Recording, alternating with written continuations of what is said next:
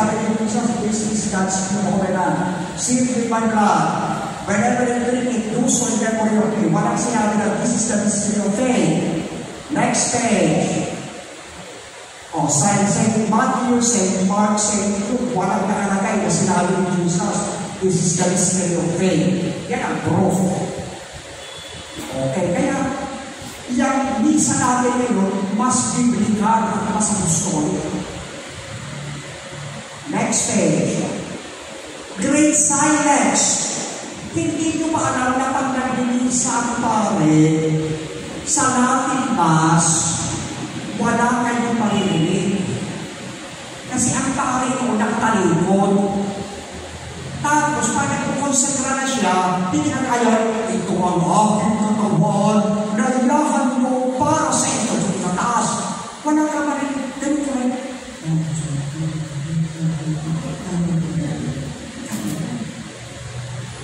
Pabulong-bulong lang. Great silence. Ang tanong, nung si Kristo pa nag-misa, pabulong-bulong lang ba siya? O sinabi, kaya sabi ng mga bulong, kinuha niya yung tinapay. At sinabi, ito ang aking katawan. Ibig sabihin natin na hindi na kasi nag-recite si Jesus. Diba? Kung si Jesus,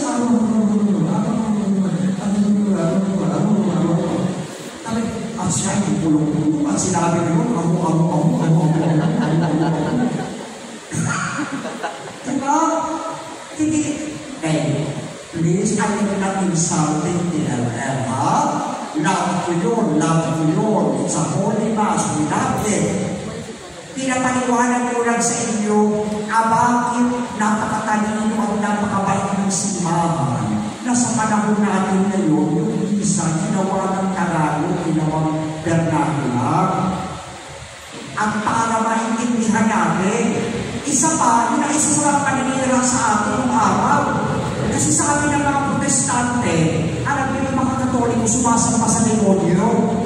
Kaya yung parang natin lang sinasabi, parang walang hindi naintindihan ng tao, kasi demonyo yung sinasabi nila. Hindi ba yung salitang tulong? Yun ay insuro sa natin. Kasi sila, Omnia secula seculorum. Amen. Diba, gano'n? Kahit sila, forever and ever, amen. Latin ang secula seculorum. Kaya sabi, yan kulorum. Gano'n? At saka yung salitang, Spiritong Tactum Malignum. Diba? Ganyan. Impacto. Isa ng impacto. Insulto yun sa Latin Mass. Para sa gano'n, makita ng mga tao na hindi natin sinasabay yung demonyo. Sinabi ng kinuha ng Panginoon ng tinapay at sinabi nito ang aking katawan na ilahan mo para sa inyo. Nasa niya na pagsama sa demonyo? Wala. Ang sabi ng Panginoon, ito ang aking katawan. Yan ang sinabi ni Kristo talaga.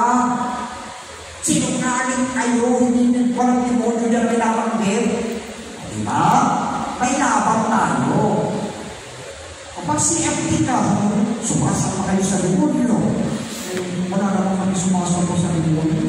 Bakit sabi ko, Spiritong Tactum, yung sa iyo na sumo. Mga ganyan. Pati mga impacto, malignum, dinabanggit ninyo. Ano may lalaban natin? Pakitalo tayo. Pero wala kayong tinatago. Bakit hindi ka sa akin yung pabulong-bulong lang yung pangalit na nakatanin pa.